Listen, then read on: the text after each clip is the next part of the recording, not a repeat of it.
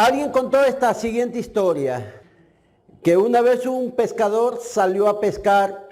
Para ir a pescar llevó a la playa una sartén, llevó leña, llevó todo para preparar al pescado en cuanto lo pescara, ¿verdad? Como los pescadores de las costas de Sudamérica que llevan limón, llevan cebolla, llevan cositas y hacen un ceviche ahí mismo con el pescado fresco. Empezó a pescar y pescaba y se los llevaba y se los comía y seguía pescando. Estuvo varios días así. Al fondo había peces, más o menos como los seres humanos. Algunos no creían que después que se los llevaran, se los freían. Otros decían, no, te van a llevar y te van a freír y te van a comer. El otro pescador decía, no, nadie se ha vuelto de ahí para que me diga que es así. Y otro decía, no, mira, yo soy el pescado más viejo que he vivido, casualmente porque no mordí ese anzuelo. Y los que mordieron el anzuelo murieron. No, yo no te creo, nadie se ha vuelto, no, y los pescados morían. El que aceptaba la advertencia de este pez viejo ya, ese pescadito vivía.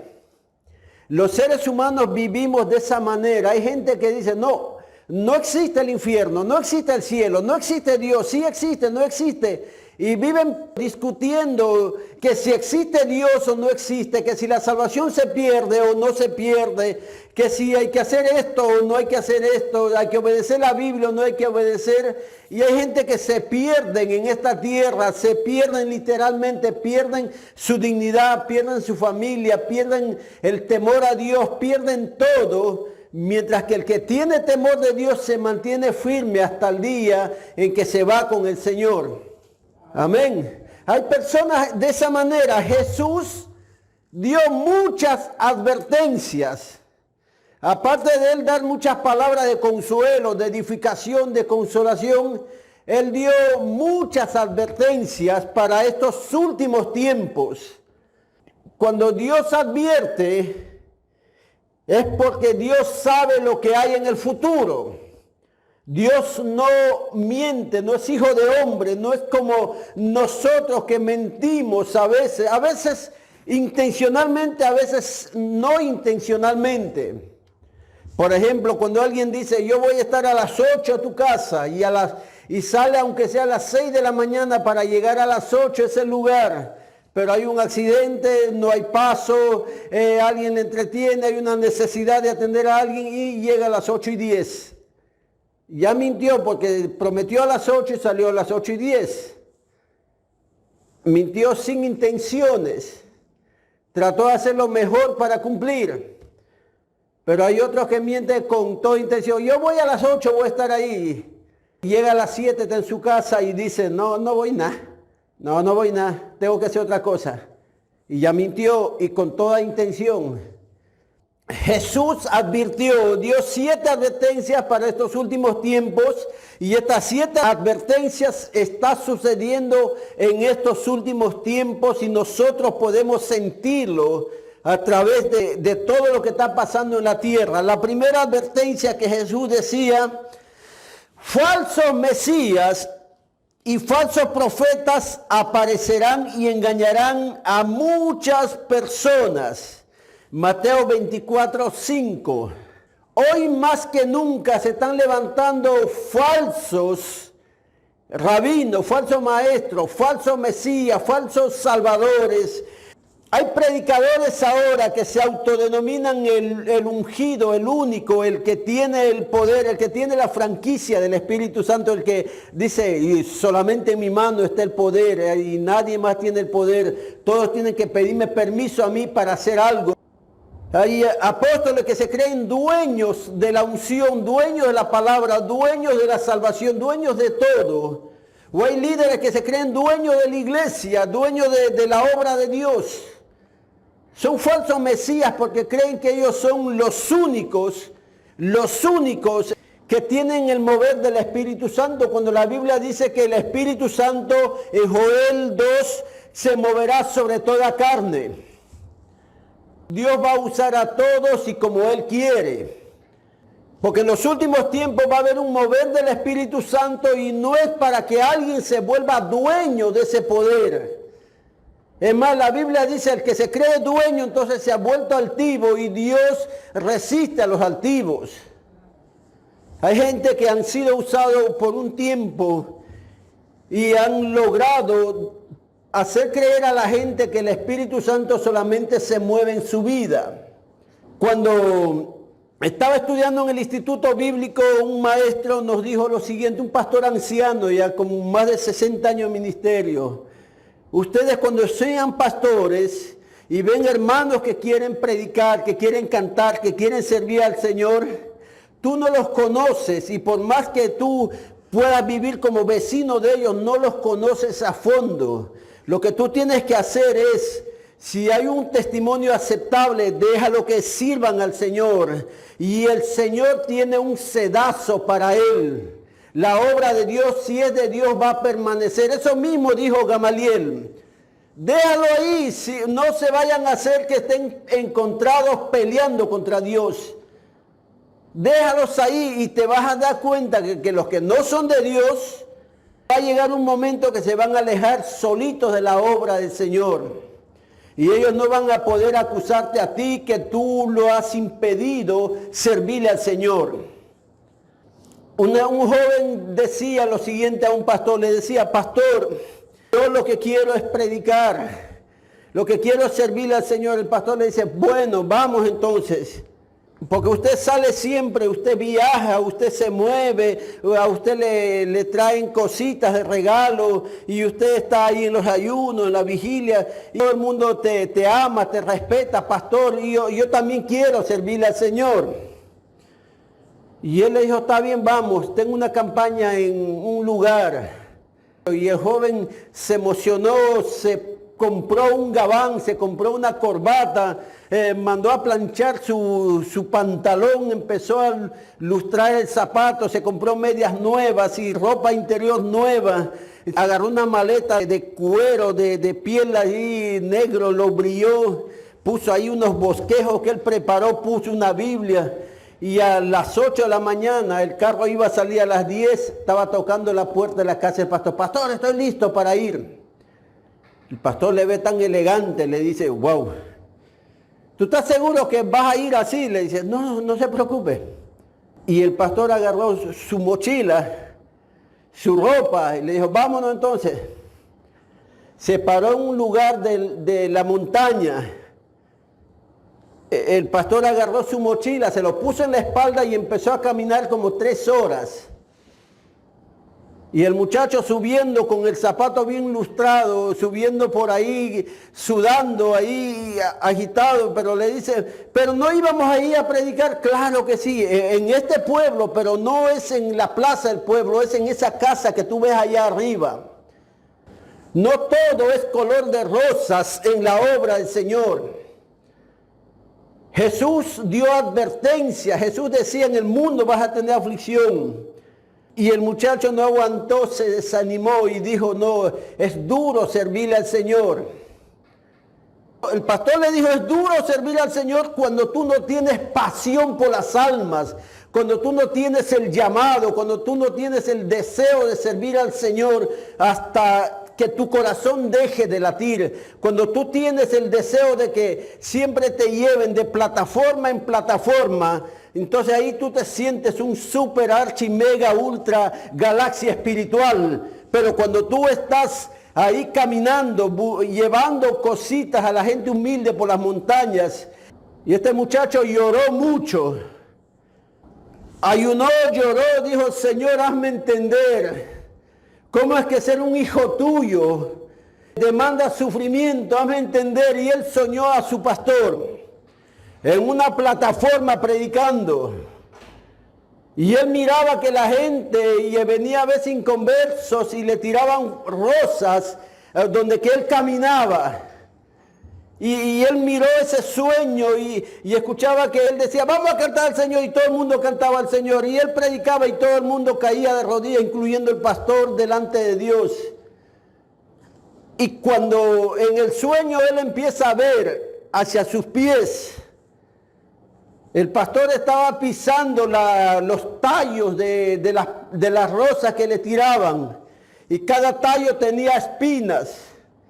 Y cuando él caminaba se mezclaba la sangre a los pies de este pastor en ese sueño, se mezclaba con los pétalos de la rosa que la gente le tiraba.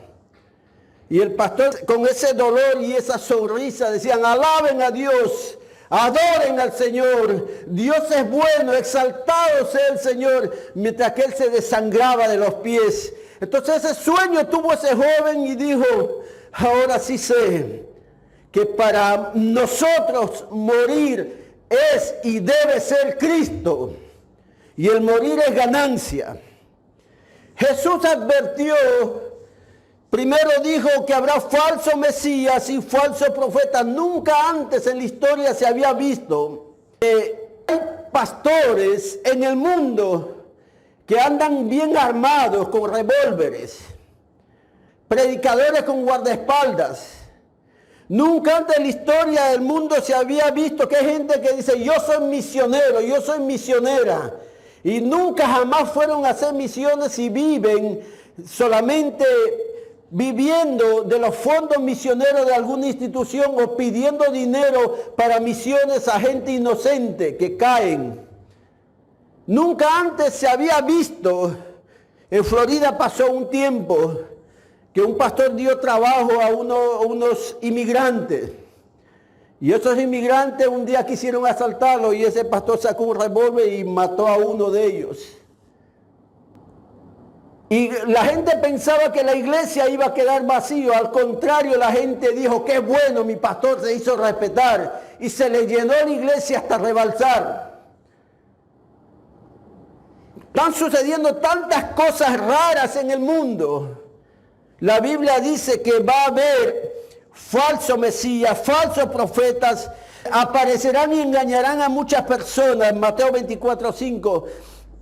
Ustedes saben, hay tantos predicadores que han profetizado, hermanos, en Puerto Rico, en Latinoamérica, en el mundo, han profetizado cosas. Algunos dieron hasta fecha de un maremoto para Puerto Rico. Y no sucedió, y jamás pidieron perdón por esa falsa profecía.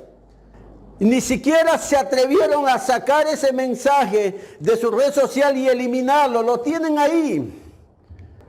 Antes, cuando el evangelio empezó a moverse en el mundo entero, era raro, difícil ver a algún pastor que se casó, se divorció, se volvió a casar, se volvió a divorciar, que salga a predicar públicamente. Lo hacía quizás escondida, en vergüenza. Ahora no.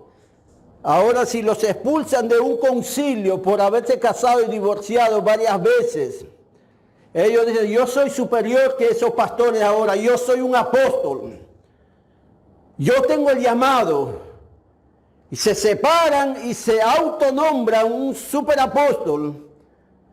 Y ponen de lado a los pastores sencillos que han luchado y toda su vida están tratando de agradar a Dios.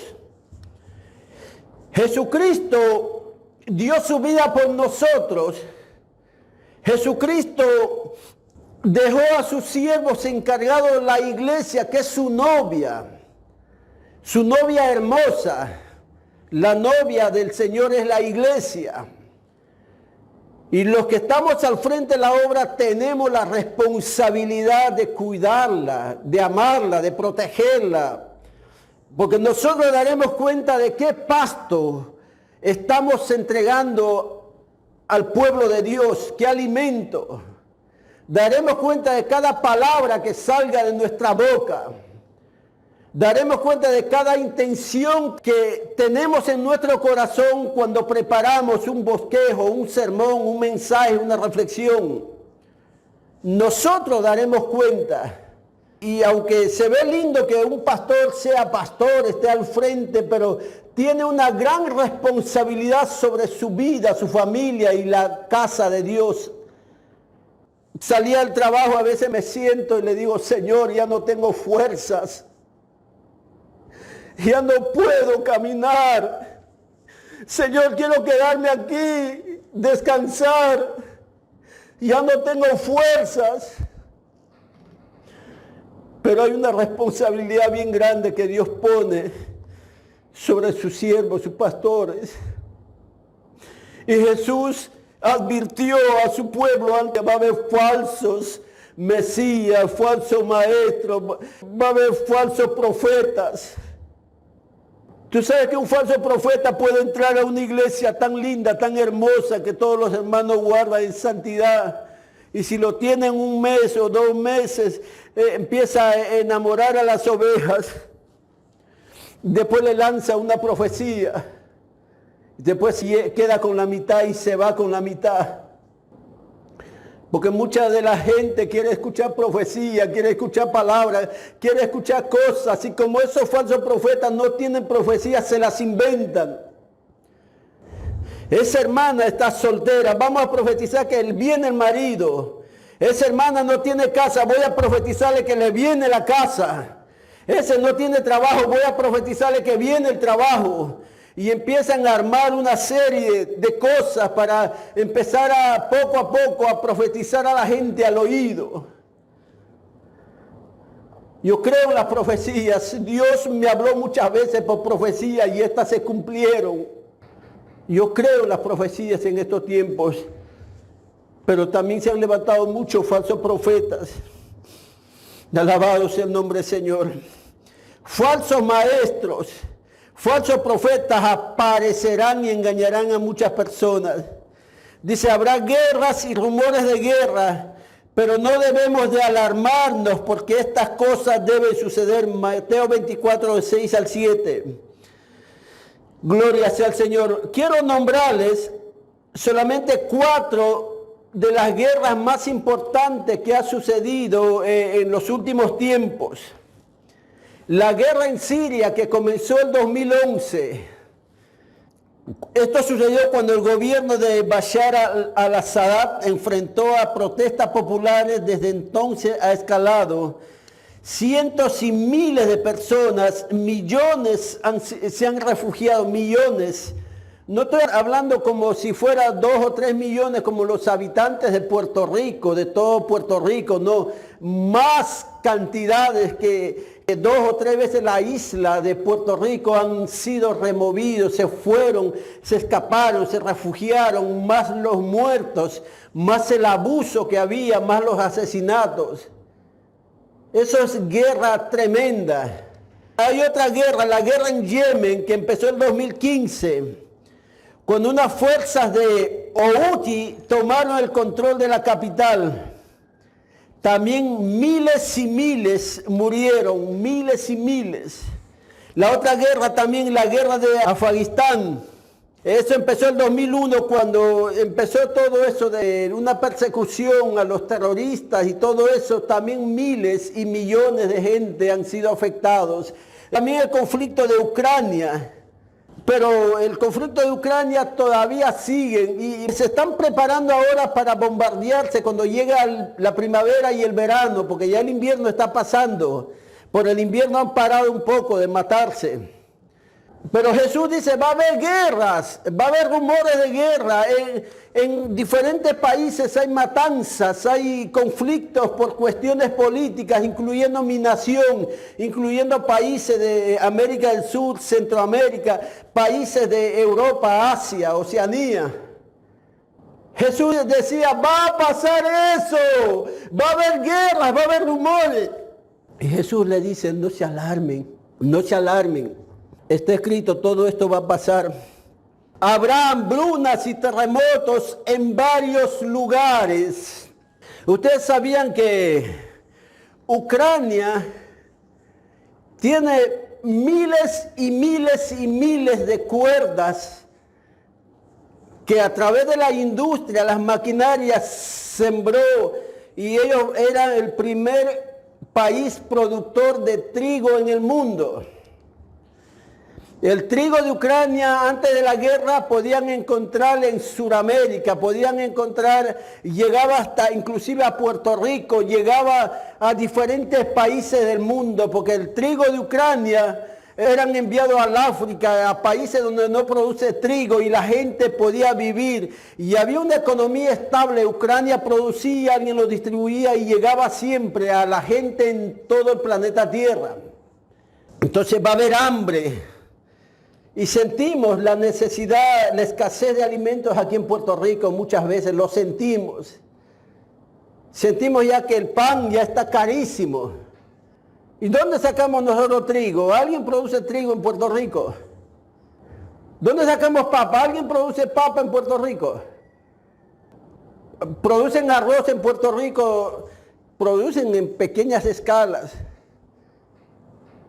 Pero el puertorriqueño, nosotros comemos arroz. Y si llegó Marquitos Díaz, el Perú come más todavía. Va a haber hambre. Ustedes no saben, no sé si alguien sintió lo que es el hambre de verdad. La Biblia dice que va a haber hambre, terremotos en varios lugares. Voy a hablar de algunos terremotos que sucedieron en los últimos tiempos. Terremotos. No voy a poner ahí, perdónenme, el terremoto que hubo en Puerto Rico, porque eso no es nada comparado con lo que pasó estos terremotos tremendos. El terremoto y el tsunami en Japón el 2011, de una magnitud de 9.0 que golpeó las costas de Japón el 11 de marzo de 2011, provocó un tsunami, mató a 15,000 personas y causó graves daños a la central nuclear. 15,000 personas con un terremoto. En Puerto Rico parece que falleció 1 o 2, algo así.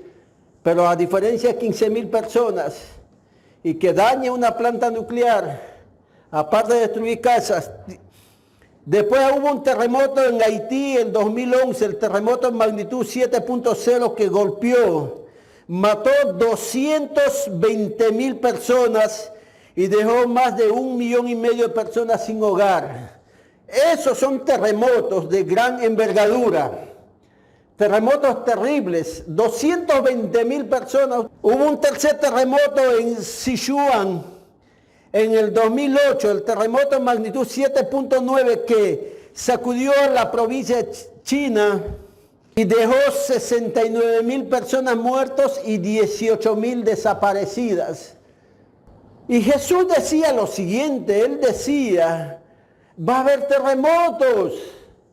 También hubo un terremoto y tsunami en el Océano Índico, también que mató a 230,000 personas en 14 países. Hubo un terremoto en Kobe en 1995, el terremoto de magnitud 6.9 sacudió la ciudad japonesa de Kobe y mató a 6,400 personas. Terremoto en Armenia, terremoto en México, terremotos que mataron miles de personas, miles. El punto número 4, los seguidores de Cristo serán perseguidos y odiados por causa de su fe. Mateo 24:9. Perseguidos y odiados. Dime si no es ser persecución cuando tú pones un mensaje de arrepentimiento en las redes sociales y te eliminan. Cuando tú hablas del perdón de Dios te dicen, no, yo mejor me voy porque allá me profetizan cosas lindas. ¿Acaso no es una persecución cuando la gente y los gobiernos exigen tanto a los pastores y dan poco? ¿Acaso no es persecución cuando los partidos políticos hacen unas leyes para cerrar la boca a los pastores?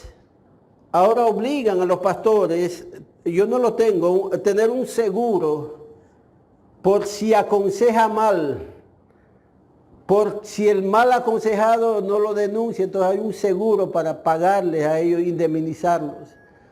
5. Se propagará la maldad y el amor de muchos se enfriará. Mateo 24:12.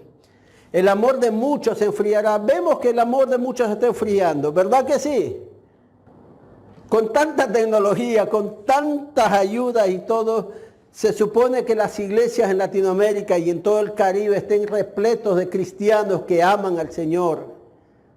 Con tanto avance y tanta ayuda económica, financiera, con tanta tecnología, se supone que la iglesia esté más fuerte que nunca. Pero las iglesias están más vacías. El amor de muchos se enfriará. Alabado sea el Señor. Hace 40 años, las iglesias tenían servicio y decían, yo me gozo el lunes, yo me gozo el martes, yo me gozo el miércoles. y cantaban y tenían servicio todos los días. A veces dejaban un día para que descansen. Ahora la mayoría de las congregaciones solamente tienen servicio 1 o 2 veces por semana. El punto número 6, el evangelio será predicado a todo el mundo, entonces vendrá el fin. ¿Quieren que Cristo venga? Predique el evangelio. Iglesia de Jesucristo en toda la tierra. ¿Quiere que Jesús venga? Predica de Jesús. La Biblia dice, será predicado el evangelio a todas las naciones, entonces vendrá el fin. Para que venga el Señor tiene que ser predicado el evangelio. Predique el evangelio, no te pongas a discutir por cuestiones, predica, habla del amor de Dios, habla del perdón de Dios. Gloria sea el nombre de Jesús. Punto número 7, el día ni la hora nadie lo sabrá, pero debemos de estar siempre preparados. Mateo 24:36, siempre preparados. Yo fui a Home Depot en Long Island, Nueva York, el día que íbamos a venir a mudarnos para Puerto Rico, y agarré la ropa de casa, los mejores, los buenos, algunos tenían etiqueta, los zapatos. Yo seleccioné como para nena, ese tiempo Paulita tenía 12 años y tenía mucha ropa de nena buenas, que algunas le habían obsequiado, otras le habíamos comprado, otras ella se compraba con la propina que le daban los tíos. Y yo llevé mi ropa. Yo estaba un poquito más gordito, tenía unas 20 libras más.